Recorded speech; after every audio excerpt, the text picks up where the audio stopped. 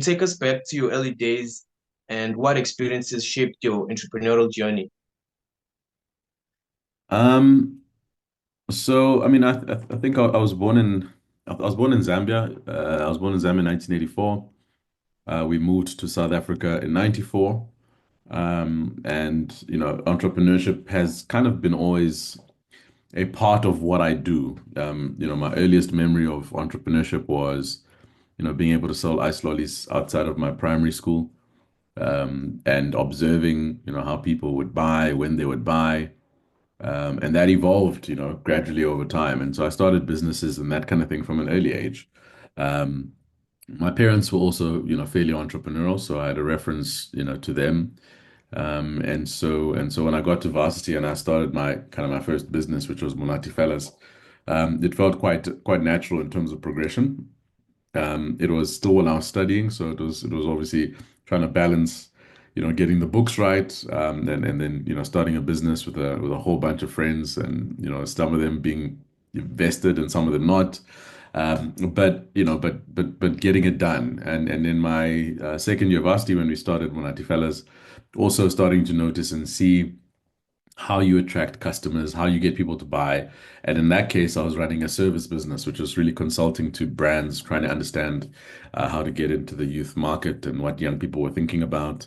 There was a lot of interest at that point in terms of advertising and responsible advertising to young people in South Africa. For me, it made sense that a business like that would be the right thing to do at that time.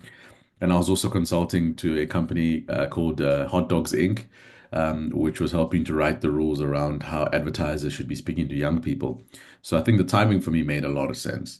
And so that early experience with Mulati Fellas was a value proposition around research and strategy, how you understand young people, get into their heads, sell them things, and do so responsibly. And that business was great. I mean, you ran it for probably about seven odd years. Grew quite well, had fairly good success early on, but lots of lessons around people, lots of lessons around managing money, lots of lessons around clients and how you build out a brand. But all of that, was foundational for me in terms of the rest of my businesses that I've built over time. Thank you for the intro. So second question I have is, how did growing up in South Africa influence your mindsets and ambitions? Yeah, so my foundational years were not in South Africa, and I came here in 94, where I was going into primary school. I, at that point, did not have a good understanding of the racial dynamics, the political dynamics in South Africa. So when I arrived here, it was all very strange. Strange in that I didn't get the tension between white people and black people. I didn't fully understand that until I got a clearer sense of what apartheid was and what it was about. So initially, it was a bit confusing. Initially, it was a bit confusing. I used to find myself asking, why I would get treated a particular way, because I obviously didn't speak, a local language. I didn't speak isiZulu or anything like that. So that would obviously result in people treating me a very specific way, especially black people at that point. And then I'd have friends that were, the rainbow, because that's just what I knew. And it was very strange when some of even my white friends didn't vibe. I had an Afrikaans friend, I had an English friend, and they didn't get along, and I didn't really understand why. It was very confusing. So the early years were confusing, and then obviously when you learn and you get your head around what the dynamics were, in their own way, given the age that I was, I started to make sense of what my superpower could be, because I didn't carry a lot of the historical legacy that people maybe had experienced. I didn't carry a lot of the trauma that comes with, a system like apartheid. I didn't have any of that. And so I try to use that to my advantage, in the conversations and the dialogues, in the way I went about engaging my friends and my teams. So I try to turn that into a positive thing. And then ultimately, my experience was that there were so many opportunities. It felt like there was, just so many opportunities, and there were not enough young people stepping up into those opportunities at that time. And the reason for that obviously was, for the longest time, young people and black people in South Africa, or people of color, had been told it was not possible and you shouldn't do it and you can't do it. Um, so I used to find myself kind of asking my friends around me why they weren't doing more. Why aren't you starting businesses? Why aren't you doing this kind of thing? Why aren't you thinking about this idea? Why aren't... and it just wasn't at that stage not anything that black people, people of color, were allowed to do. So I had to make peace with a lot of that stuff. That for me came naturally, but the context was obviously, had a history, had a background, and people had different lived experiences. So it was a bit confusing. But I still, as I believe today, I still thought that there was a lot of opportunity in South Africa. I think there was just, the ability to, put your head down, identify something you want to do, work hard at it, and create something of value, which I still think is the reality. As someone deeply rooted in the digital space, what do you believe young Africans are missing when it comes to digital transformations? And also, I saw the Biz community news yesterday, and I wanted to say congratulations on the 100% ownership with your partner, Thank you very Mr. much. Kuman. Thank you very much. Appreciate that. Um, so I think with digital transformation, I probably say it's the same thing that's missing with entrepreneurship as a whole, with young Africans. We there's a very bad habit that we glamorize entrepreneurship. There's a very bad habit that we make it out to be all the things that it's not. Like, 80% of what you do as an entrepreneur and a value creator is hard work. It's traumatic, it's difficult, it is not pretty. 20% of it may be a little bit of soft life and whatever, but the bulk of it is hard work. And so when I see what digital transformation can do for young people, I worry that that lens that, I just have to you create an app and bada bing, bada boom, I'm a millionaire. Become an influencer, bada bing, bada boom, I'm a millionaire. I worry about that because behind an app, behind an influencer, behind anything that you're building that's AI driven, there's a business model. Behind the business model is your ability to solve a problem and create value. And if you haven't understood that, if you haven't, tussled with that and figured that out, then, the aspirations to have, what I call the soft life, that's just, it becomes a pipe dream. So I always say, when it comes to digital transformation, young people should focus on the substance of what they need to do over the form. Don't worry about coming across as a perfect entrepreneur, as one that's living a life that is, lavish. Focus on the form. What business are you creating? What problem are you solving? For whom are you solving this problem? And are they willing to pay you for it? Those foundational aspects, regardless of whether you're talking digital transformation, mining, telecoms, whatever, those foundational aspects for me are important to land to Africans across the board, especially young ones. The second thing is with digital transformation, it's ever evolving, right? So many things change so quickly. So don't become comfortable in your knowledge and understanding. Even the very thing that you've launched and that you seem to be getting some traction on, you need to be revisiting it so frequently because of the speed at which things are moving. So you have to stay on top of your game from that point of view. Not only from a tech perspective, but from a customer or consumer point of view. So those would be the two things that I would say, that are important to be mindful of as a young person. Thank you for that explanation. It's very because of the digital space we're in, with China, the impacts that it's having on, AI and all these things. It's very moving very fast with social media. So we've touched on quite amazing points. You've led numerous teams. What's your personal philosophy on leadership and what challenges have you faced as a young African leadership and how did you overcome them?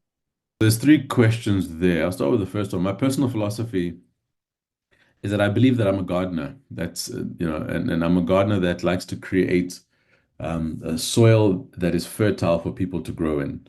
I believe that I have the skill to be able to develop environments where people hopefully can find their purpose, and in finding their purpose, for us to be able to get value out of them and for them to get value out of us.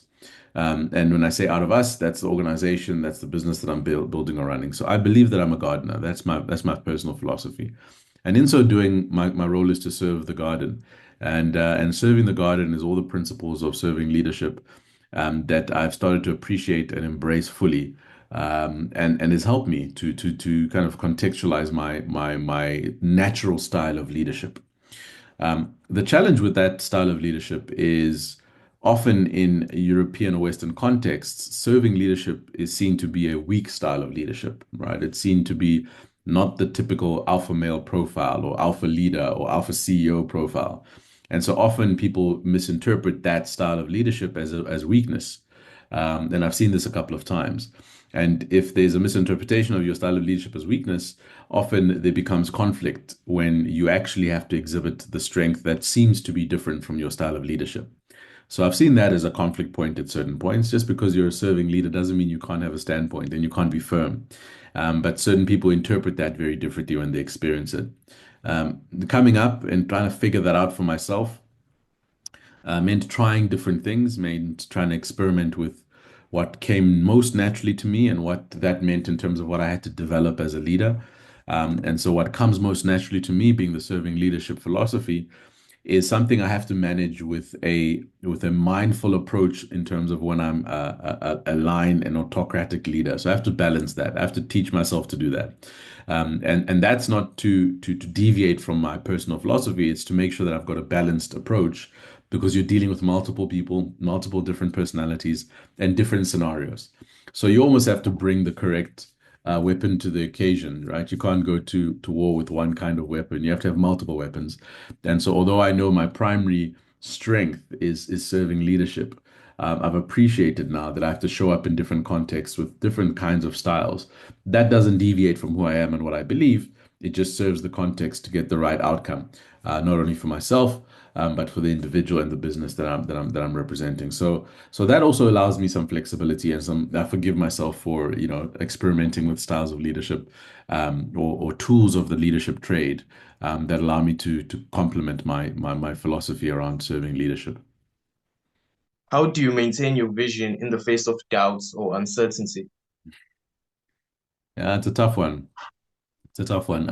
I think number one, you have to share your vision with people that you trust. Vision is when things are going well, it's wonderful, right? It feels good and it's, a lovely thing. When things are going bad, to your point, it's seems unreachable. You start questioning yourself, all of that stuff. So number one, you got to share it with people that you trust and that you love, when things are going well, so that they can, every time things are going bad, they can say, hey, remember, this is what the plan is. Remember, this is what you need to keep focused on. I think that's a very important tactic. The second is that you need to meditate on your vision. You need to spend a lot of time when things are not going well. You need to seek stillness and you need to focus on your vision entirely. There's a temptation when things are going wrong to start doing a lot of stuff, to start filling your mind with lots of things that you need to do to fix whatever's going wrong. It's a natural response because if things are going wrong, you need to fix. And so if you get caught up in fixing every time things are going wrong, you don't find the time to carve out to literally be still and refocus on your vision. It's like when you're looking down the scope of a gun and you see that like that focusing thing and then you see it come in line and then it's like crystal clear. You need to spend time tuning your mind every single day around what's the target, what's the goal. Things may shift, but what am I focusing on? And so I find that I do that well with meditation. But I keep my mind very open to the fact that when I am going through a lot of stuff, it is natural that I get thrown off balance. It's not a bad thing. I'm not a bad father. I'm not a bad person. It's natural. But to recalibrate, I need to seek stillness and I need to focus on the vision. And so with those two things, people around me that know what I'm trying to achieve, holding me accountable, and then an ability to go inside and to recalibrate are really the two ways that I use to focus back and to re-get myself, re-engage myself in what I believe to be the vision. Okay, what advice do you have for young people trying to build a legacy? And how can we build ecosystem that supports young African entrepreneurs? Um, so any kind of legacy starts in the mind, right? So for young people, we have to dream big. We have to dream huge. We have to dream massive dreams.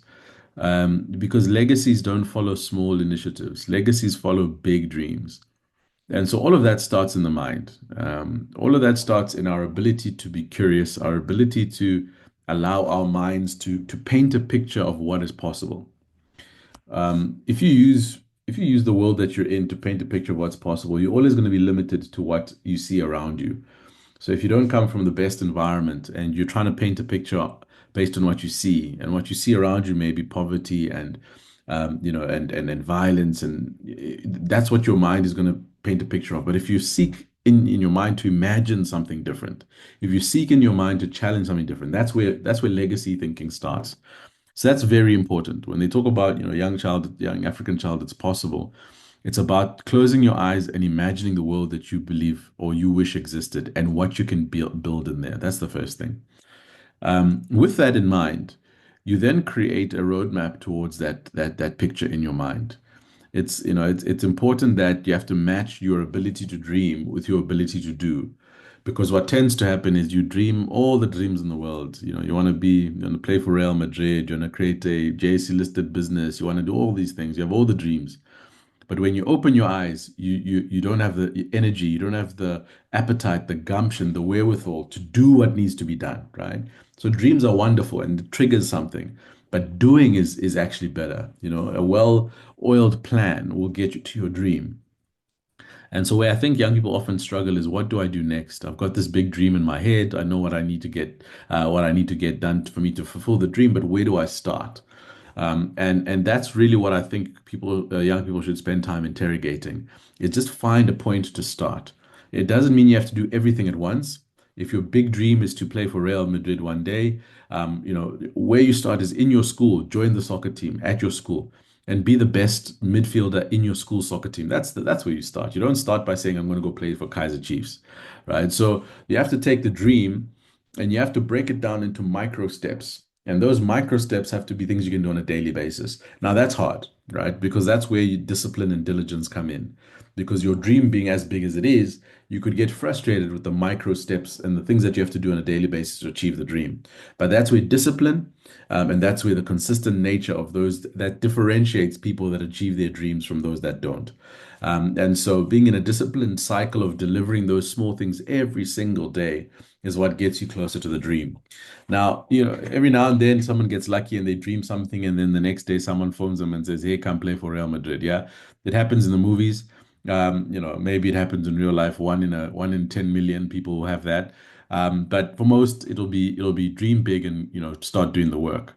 And I really think that's where the rubber hits the road for young people. They struggle to be diligent and stick to the plan that allows them to achieve what they've dreamt in their heads. Okay, what are some books that change your personal life and business perspective? Um, Malcolm Gladwell, a lot of Malcolm Gladwell's early writings, Blink, 10,000 Hour Rule, those kind of books, um, because they help me to understand that with enough effort, with enough diligence and consistency, it can really change your life when you've put in the effort. At some point as a young person, you'll definitely feel like you're working so hard, but nothing is changing. And I remember reading that book, 10,000 Hours, and the principle in the book for me, I really liked. I know Malcolm has, since changed his view on the principle of 10,000 hours, but I read it at a point in my life where I felt like I was doing a lot of work and it just was not converting. I felt like I was, waking up, doing the things, being diligent, and I just wasn't seeing the value. So that was a really interesting read for me. Ray Dalio, has got some phenomenal views on economics, the history of the world, um, which I find really interesting. And I find that his deep sense of how economies work and how he writes about that is quite refreshing. Yuval Harari, also another great writer. He's written Homo Deus, Sapiens, which also is a mix between history, technology, economics, and just how the world functions. So those are some great books that I've read that helped me to shape my philosophy and points of view. How do you balance your personal life with your professional hustle? With great difficulty. Um, it's not easy. It's not easy at all. Uh, but I've gotten better. I'm very, very lucky. I've got an amazing wife. I've got an amazing support system in my wife, and she really allows me to do what I need to do. It's taken a long time, obviously, to find a rhythm, but now that I think we have one, it's a lot better. But having a great support structure with my wife and my kids really helps. Also, just being mindful of what you're giving up to do certain things. When you're an entrepreneur and you're trying to do what you need to do, we're always chasing the thing that looks definitive. We don't often think about the opportunity cost is what am I giving up to chase this thing? So to build this, phenomenal company, I'm giving up time with my son. I'm giving up time with my daughter. I'm giving up, date nights. So always think about that in terms of the give and take so that you can continually hold yourself accountable. But it's really, really difficult. I think it helps a lot to have a partner that helps me find that balance. Because if I didn't, I'd probably be the kind of person that just, works wire wire. So it really helps. It really helps.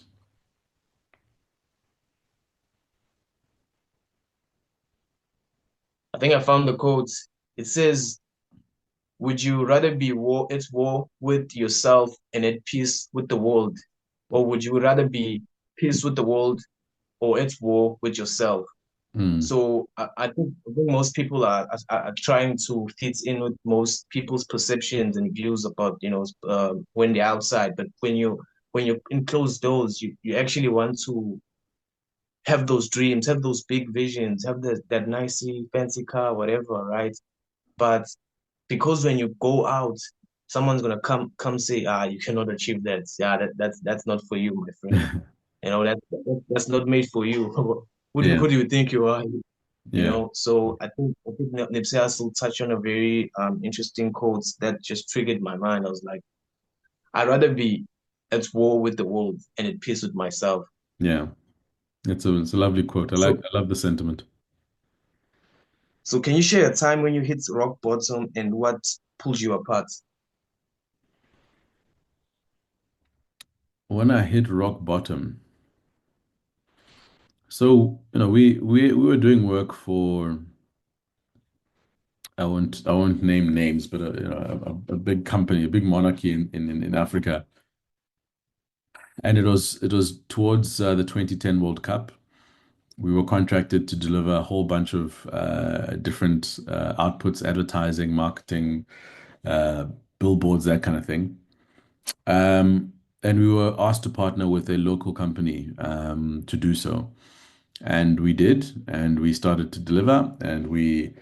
During the course of the project, we continued to deliver, and the client kept on asking us for more, and we kept on giving more. And we ended up overspending probably 2x, two times the budget that we were given, based on trying to just make sure we delivered, we delivered, we delivered. After the project, the client turned around and said, I didn't approve you guys to go over budget, which meant that we couldn't recoup the money we had spent. And I remember trying to, dig my heels in and say, guys, but, here's how you approved the work, here's what went out, and, went down that route. It ended up being a legal issue. Our lawyers at the time were giving us work, were doing work for us as a small business for free, and ironically, they were represented by the same law firm. And so it was just a bit of a mess. Anyway, long story short, we never recouped our money. Incurred a whole bunch of legal fees eventually, had suppliers to pay that we never received money for. And that was really the beginning of the end of the Monati Fellas chapter because I had to now take on all that debt to my personal capacity and then start repaying people. And that was quite low, man. And I realized thinking to myself that, that could have just been completely avoided in our pursuit of trying to do the right thing, right? It's one thing if you don't deliver and then client refuses to pay you. But if you've delivered and you've over delivered and they refuse to pay you, that hurt me. That was really something I just couldn't understand. I couldn't make peace with that. And so obviously I put financial strain on the business. Had to close down the business, take on the debt on my own, and put in payment arrangements with the different people that we now owed money to. And it was tough. It was tough. I remember at that point I realized that I had to change tack and do something different, get a job, and then just start paying people back so that I could maintain the relationship that I had with all these people. And so at that stage, the only thing that kind of helped me to bounce back is just the vision of what I had in my head and the vision around being able to create a business and entity that that integrated technology and creativity that allowed us to do and create environments for young people to thrive. That was the one thing that just kept me going. We've hit this hurdle. It's terrible, it's bad, but it's just a moment in time. And getting everything sorted out is going to be a lesson, and I need to pay these school fees. But when I come back, I will be wiser. I will be wiser about contracts. I'll be wiser about, all that kind of stuff. So yeah, that was a really painful time. But it created amazing new opportunities, which I wouldn't have had if that hadn't happened. And congratulations on your success, man. It's truly an honor to speak to you. And we actually underestimate the success stories of young Black South Africans. And I just wanted to say big ups to that. And these stories should be more told, and we should try and deliver, and trying to hear these stories more because the mentality that's out there, it's really destroying ourselves, Yeah. and yes, yeah, definitely. And one more question I have before we close off. What is the advice you give to your 18-year-old self, going back to No. the younger Musa Kalenga? Sure, man. I've got a colleague that I know, and recently I went for dinner with my business partner and this gentleman, um, and he said the one thing that he started becoming his mantra that he owns and that he's built success off of is this idea that you must trust your dopeness, right? When I asked him what does this trust your dopeness thing mean, and he explained how he's built his multinational music career. He said, there's many instances where he finds himself on global and international stages, and he asks himself, "Why am I here? Why me?" Because you are feeling like you're a imposter. You're feeling like you got lucky. You're feeling like there's all sorts of things you're feeling. And he says, in that moment, always remind yourself to trust your dopeness, right? So as an 18-year-old version of myself, I remember having dreams and feelings and things that I wanted to do. And I remember sometimes, to your point, the world going, "Ah, you can't. Who are you to do this? It's been done before. You won't do it well." And if I'd known at that point that all I needed to do was just trust my dopeness, and back myself in being able to achieve it, I think I could have taken a lot more risks and achieved a lot more. So to anybody who's young and thinking about their future, spend a lot more time, introspecting on yourself so you understand who you are, and then trust your dopeness, to be able to achieve what you need to achieve.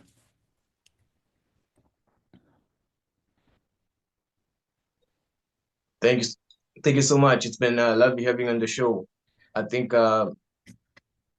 My pleasure. Thank you for having me. I enjoyed the discussion, and as I said, keep doing what you're doing. Keep having the discussion, spreading the word, and trying to inspire our next generation. So well done to you.